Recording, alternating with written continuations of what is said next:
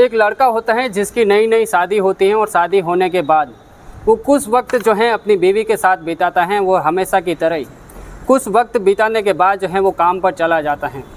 वो दूसरे राज्य के अंदर काम होता है। अपनी पत्नी के साथ काफ़ी लंबी दूरी होती है। इसकी वजह से उसकी पत्नी जो है काफ़ी ज़्यादा बोर होने लग जाती हैं, काफ़ी ज़्यादा परेशान होने लग जाती हैं।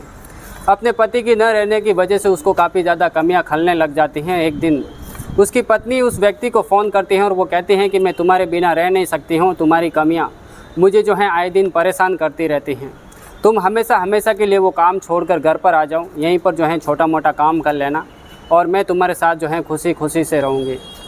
अब वो व्यक्ति कहता है कि अगर मैं जो है काम छोड़कर गाँव आ जाता हूँ तो मेरे लायक कुछ गाँव में काम भी नहीं है और मुझे यहाँ पर काफ़ी अच्छी खासी सैलरी मिलती है और मैं आगे का जो है ज़िंदगी तुम्हारे साथ अच्छे से बिता सकता हूँ। इसी बात को लेकर उसकी पत्नी जो है काफ़ी ज़्यादा परेशान रहने लग जाती हैं और अपने पति के न रहने की वजह से वो एक दिन ऐसा एक खौफनाक कदम उठाती हैं जिसकी कल्पना उसके पति ने कभी नहीं की थी, नहीं कि आसपास के लोगों ने की थी। और ये कहानी धीरे धीरे सोशल मीडिया के जरिए काफ़ी ज़्यादा आज के टाइम पर वायरल होने लग जाती हैं। आखिर वो औरत ऐसा कौन सा कदम उठाती हैं जिसकी वजह से ये कहानी सोशल मीडिया पर काफ़ी ज़्यादा वायरल हो जाती हैं। इस कहानी को जो है मैं पूरे विस्तार से इस वीडियो के माध्यम से आप सभी को बताऊँगा, लेकिन वीडियो को अंत तक ज़रूर से देखना क्योंकि इस वीडियो के अंदर एक एक कहानी जो है एक एक बात जो है आप सभी को सुनने लायक है। नमस्कार दोस्तों, मैं रमजान सैया और आज की सच्ची घटना जो मैं आपको सुनाने जा रहा हूँ वो उत्तर प्रदेश का एक ज़िला लगता है हमीरपुर और हमीरपुर का दरअसल एक थाना लगता है मसौदा और मसौदा के आसपास एक गांव होता है जिस गांव का नाम होता है रहीवन। दरअसल इस कहानी की शुरुआत होती है मध्य प्रदेश से और मध्य प्रदेश का एक ज़िला लगता है दरदपुर और दरदपुर ज़िले के अंदर एक थाना लगता है सांगला थाना। उसी गांव का रहने वाला सुरेश प्रजापति जो बाहर रहकर काम धंधा करता है, लेकिन 2 साल बीतने के बाद वो जैसे ही गांव लौटता है तो उसकी शादी करवा दी जाती है और शादी करने के बाद सुरेश प्रजापति अपनी पत्नी के साथ रहता है और पत्नी के साथ रहने के बाद हमेशा की तरह वो फिर से जो है दूसरे राज्य के अंदर काम के लिए चला जाता है। उसके बाद उसकी पत्नी काफ़ी ज़्यादा परेशान रहने लग जाती हैं और परेशान रहते रहते अपनी पत्नी जो है अपने पति को जो है फ़ोन पर सारी बातें बता देती हैं। अपनी परेशानी के लिए उसको जो है अपने पति को बता देती हैं।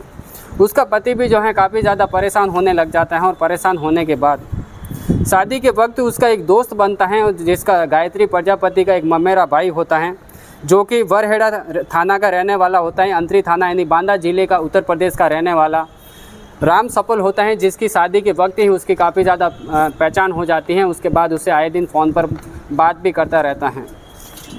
अब सुरेश प्रजापति जो है राम सफल को एक दिन फ़ोन लगाता है और उसे अपनी पत्नी की समस्या के बारे में है जो उसको बता देता है। अब राम सफल इस बात को सुनकर कहता है कि तुम बिल्कुल भी चिंता मत करो, मैं तुम्हारे घर पर जाऊंगा और तुम्हारी पत्नी गायत्री को जो है मैं समझा कर आऊँगा।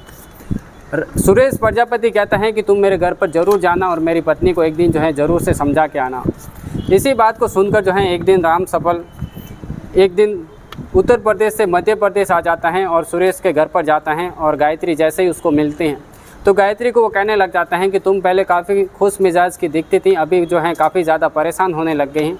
आखिर तुम्हारी तकलीफ़ क्या है, समस्या क्या है, मुझे भी बता दो। अगर मेरे से जितना होगा मैं तुम्हारे लिए करने की कोशिश करूँगा। वो कहती हैं कि मेरा पति होता है और मेरा पति जब मेरे साथ में रहता है तो मैं काफ़ी ज़्यादा खुश रहती हूँ। जैसे ही वो छोड़कर मुझे दूसरे राज्य के अंदर जब कमाने के लिए चले जाता है तो मैं काफ़ी ज़्यादा परेशान रहने लग जाती हूँ और मैं अकेले यहाँ पर रह नहीं पाती हूँ। तभी राम सफल कहता है कि मुझे भी तुम्हारे पति की तरह ही समझो, तुम्हारी जो भी समस्या होगी, तुम्हारी तकलीफ़ें होगी, मैं दूर करने की कोशिश करूँगा और मैं भी तुम्हारे एक परिवार का एक हिस्सा हूँ।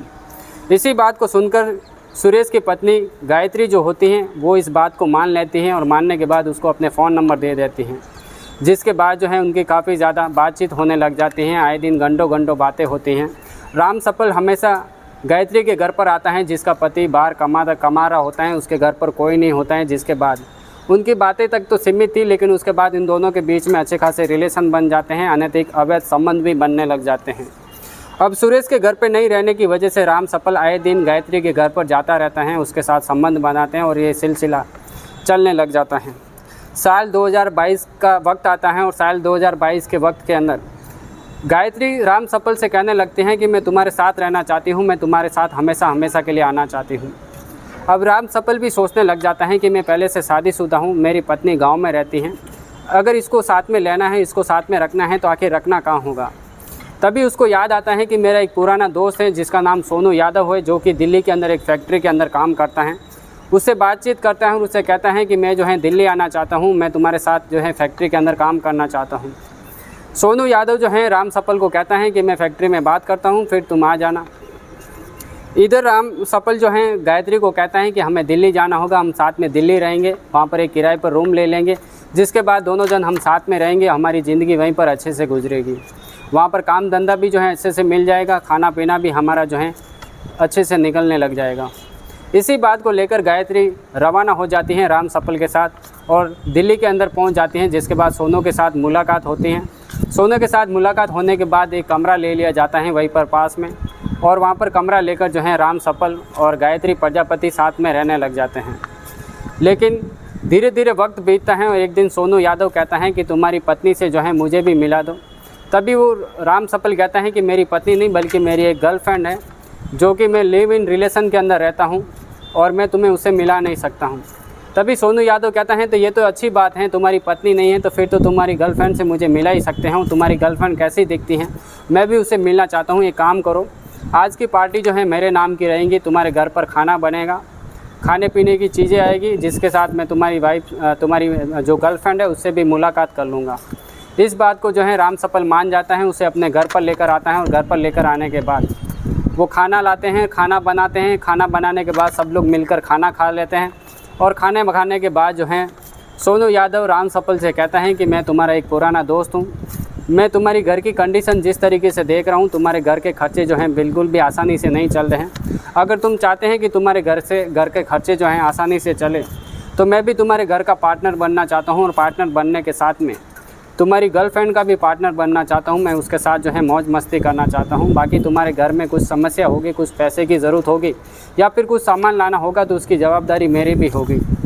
इस बात के लिए राम सफल राज़ी हो जाता है और वो अपनी गर्लफ्रेंड गायत्री प्रजापति से जाकर बात करता है कि मेरा दोस्त जो सोनू है वो भी तुम्हारे साथ जो है मौज मस्ती करना चाहता है। अब ये बात सुनकर जो है गायत्री प्रजापति काफ़ी ज़्यादा गुस्से में आ जाती हैं और राम सफल से कहती हैं कि तुम कैसे इंसान हो, मैं तुम्हारे साथ जो है मेरे पति को छोड़कर आई हूँ और तुम जो है दूसरों के साथ मुझे रिलेशन बनाने के लिए बोल रहे हैं। अब राम सफल कहता है कि तुम्हें ऐसा तो करना ही होगा, मैं भी इसके लिए राज़ी हूँ। अगर तुम राज़ी नहीं होती हैं तो फिर तुम मेरी बात क्यों मानती हो, क्यों तुम मेरे साथ आई हो। अब गायत्री के पास कोई रास्ता नहीं होता है, जिसकी वजह से वो भी हाँ बोल लेती हैं और आए दिन सोनू यादव और राम सफल दोनों जन जो हैं गायत्री के साथ संबंध बनाने लग जाते हैं। अब सोनू यादव जो है दिन की ड्यूटी पर जाता है और राम सफल जो है रात की ड्यूटी पर जाता है। दोनों जन रात को ये रहता है तो दिन के अंदर ये रहता है, दोनों जन उसके साथ जो है रिलेशन बनाते हैं, जिसकी वजह से अब गायत्री प्रजापति की जो कमियां होती हैं वो भी पूरी होने लग जाती हैं। गायत्री प्रजापति भी जो है काफ़ी ज़्यादा खुश रहने लग जाती हैं। लेकिन एक दिन वो है जो राम सफल जो हैं जिद करने लग जाती हैं। वो कहती हैं कि मैं तुमसे शादी करना चाहती हूँ, तुम मुझे अपने गाँव लेकर जाओ और गाँव में जाकर जो है हम दोनों शादी करेंगे और साथ में रहेंगे हमेशा के लिए। लेकिन राम सफल शादी नहीं करना चाहता था, क्योंकि वो पहले से ही 2 बच्चे का बाप था और उसकी पत्नी जो है गांव के अंदर रहती थी और इधर से जो है वो 2 जन के रिलेशन के अंदर रह रही थी गायत्री प्रजापति। इसकी वजह से वो शादी करना तो नहीं चाहता था। वो आए दिन जो है अपनी बातें टालता रहता था, उसके साथ रिलेशन बनाता रहता था। वो जो कहता था कि यहाँ पर जो हम साथ में रह रहे हैं वो अच्छा खासा रह रहे हैं, हमारी ज़िंदगी जो है अच्छी खासे से गुजर रही है, अब शादी करने की क्या ज़रूरत है। तो गायत्री प्रजापति उसके ऊपर दबाव बनाने लग जाती हैं और आए दिन उसके लिए शादी के लिए प्रेशर करने लग जाती हैं। अब राम सफल काफ़ी ज़्यादा परेशान होने लग जाता है। वो एक दिन सोनू यादव से कहता है कि सोनू, तुम जो है मेरी गर्लफ्रेंड है गायत्री प्रजापति, इसको तुम समझाओ, वो मुझे अपने गांव लेकर जाना चाहती हूँ, मैं पहले से शादीशुदा हूँ और मेरे ऊपर जो है शादी का दबाव बना रही हैं। तब सोनू यादव कहता है कि तुम चिंता मत करो, तुम हमारे गाँव उत्तर प्रदेश हमीरपुर थाना मसौदा के अंदर लेकर चले आओ, हम यहाँ पर उसको जो है वहाँ पर लेकर चले जाते हैं, उसके बाद उसको वहीं पर रखेंगे, उसके साथ जो है मौज मस्ती करेंगे। अब सोनू यादव जो हैं राम सफल के साथ गायत्री प्रजापति को लेकर जो है अपने गांव में जाने के लिए कहता है और उन दोनों को लेकर अपने गांव जो है थाना मसौदा लगता है वहाँ पर आ जाते हैं उत्तर प्रदेश के अंदर और वहाँ कर आकर जो है एक रूम किराए पर ले लेते हैं। इसके बाद सोनू यादव जो है अपने गांव जाता है रहीवन के अंदर और वहाँ से बाइक लेकर कुछ सामान लेकर जो है रूम पर पहुँच जाता है, जिसके बाद वो खाना पीना बनाते हैं और खाना पीना बनाने के बाद वो सो जाते हैं। जब अगली सुबह होती हैं तो सोनू यादव हमेशा अपने गांव चला जाता है और शाम होते ही वो अपने रूम पर गायत्री यादव के पास गायत्री प्रजापति के पास जो है लौट जाता है। अब राम सफल भी वहीं पर रहते हैं, लेकिन यहाँ पर गायत्री प्रजापति जो है राम सफल के ऊपर ज़्यादा प्रेशर करने लग जाती हैं, उसके साथ ज़ोर ज़बरदस्ती करने लग जाती हैं कि तुम मेरे साथ आखिर शादी क्यों नहीं कर रहे हैं। इसी बात को लेकर वो दोनों जन आपस में काफ़ी ज़्यादा परेशान भी रहने लग जाते हैं। लेकिन साल 2024 के जुलाई महीने के अंदर जब वो वहाँ पर चले जाते हैं, इस तरीके की उनके साथ कहानियाँ होती हैं, उस तरीके के उनके साथ जो है थाना मसौदा के अंदर जो है रूम पर भाड़े पर रहने लग जाते हैं। लेकिन साल 2025 आता है, नहीं पूरा 1 साल उसी गांव के अंदर बीतने के बाद जैसे ही साल 2025 में सुबह सुबह की बात होती है और जब खेत के अंदर कुछ लोग जो हैं खेत के अंदर जा रहे होते हैं, तभी वहाँ पर देखते हैं कि एक ग्रीन साड़ी के अंदर एक औरत की जो है जली हुई लाश पड़ी हुई होती हैं।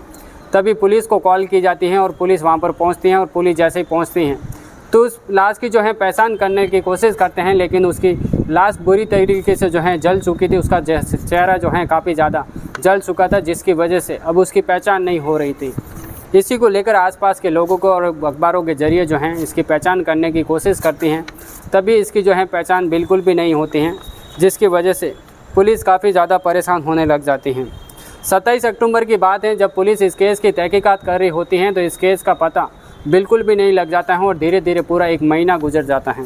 1 महीना गुजरने के बाद 5 नवंबर 2025 के शाम पिठोरा नेशनल हाईवे के आसपास 2 अज्ञात लोगों के साथ में जो है पुलिस की मुठभेड़ हो जाती है और मुठभेड़ के अंदर दोनों तरफ से जो है फायरिंग होने लग जाती है और पुलिस दोनों लोगों के जो है पैर पर गोली मारती हैं। गोली मारने के बाद अस्पताल लेकर उनका इलाज करवा दिया जाता है और इलाज करवाने के बाद उनसे जब पुलिस कड़ी पूछताछ करती है और पूछताछ करने के बाद पुलिस को जब पता लगता है कि जो रईवन गांव के खेतों के अंदर एक जो लाश मिली थी, जो कि एक लड़की की लाश होती है जिसके हाथ पर गायत्री लिखा था, वो लाश जो है उन्हीं के ज़रिए से जो है ये वारदात हुई है। यानी वो दोनों जन अपना जुर्म कबूल करते हैं और वो अपनी कहानी सुनाने लग जाते हैं कि हम दोनों जो हैं दिल्ली के अंदर जो है गायत्री के साथ रहते हैं, क्योंकि मैं पहले से शादीशुदा था। अब गायत्री मेरे ऊपर काफ़ी ज़्यादा जो है जोर लगाने की कोशिश करती हैं, मेरे से शादी करने की कोशिश करते हैं, लेकिन मैं पहले से 2 बच्चे का बाप था, मैं उसके साथ शादी नहीं करना चाहता था, जिसकी वजह से हम गांव उत्तर प्रदेश के अंदर हमीरपुर थाना जो एक मसौदा थाना लगता है, वहाँ पर रईवन गांव के पास ही जो हम उसको लाकर रख लेते हैं, जिसके बाद काफ़ी साल तक हम वहीं पर रहते हैं, पूरा 1 साल वहीं पर गुजारते हैं। और गुजारने के बावजूद भी जो हैं वो गायत्री हमेशा मेरे साथ जो हैं ज़ोर ज़बरदस्ती करती हैं, मुझे शादी के लिए जो हैं मनाने की कोशिश करती हैं। उसके बाद मैं काफ़ी ज़्यादा परेशान हो जाता हूँ, जिसके बाद सोनू को बताता हूँ और सोनू भी जो हैं इस बात को लेकर राज़ी हो जाता है। एक दिन हम दोनों षड्यंत्र रचते हैं, उसको गाड़ी पर बिठाते हैं और गाड़ी पर बिठाने के बाद रईवन के खेतों के अंदर लेकर जाते हैं, जिसके बाद उसका साड़ी से गला घोट देते हैं। उसके बाद उसकी जो है डेड बॉडी को हम जला देते हैं। उसकी पहचान न हो इसकी वजह से उसका चेहरा जो है काफ़ी ज़्यादा हम जला लेते हैं। जलाने के बाद वहीं पर उसकी डेड बॉडी को छोड़कर हम जो हैं वहाँ से फ़रार हो जाते हैं। लेकिन इस बात का किसी को पता नहीं लगता है, लेकिन ये तो हमारी आपके साथ में जो है मुठभेड़ हो जाती है। मुठभेड़ में हमें जब गोली लगती हैं, इसकी वजह से जो है ये सारी कहानी जो है हमने आपको बताई है, नहीं तो इस डेड बॉडी का जो है पता कभी नहीं लगने वाला था। अब इसी बात को सुनकर पुलिस वाले जो हैं दोनों आरोपियों को गिरफ्तार कर लेते हैं, जिसके बाद कोर्ट में पेश करते हैं और हमेशा के लिए उसको जेल के सलाखों के पीछे भेज देते हैं। दोस्तों, आज की कहानी हमारी यहीं ख़त्म होती है। अगर आज की कहानी आपको पसंद आई हो तो इस वीडियो को लाइक कर लेना, चैनल को सब्सक्राइब कर लेना। रोज़ शाम को हमारी एक नई वीडियो आती है, तो चैनल को सब्सक्राइब करके बेल आइकन का बटन ज़रूर से दबा देना।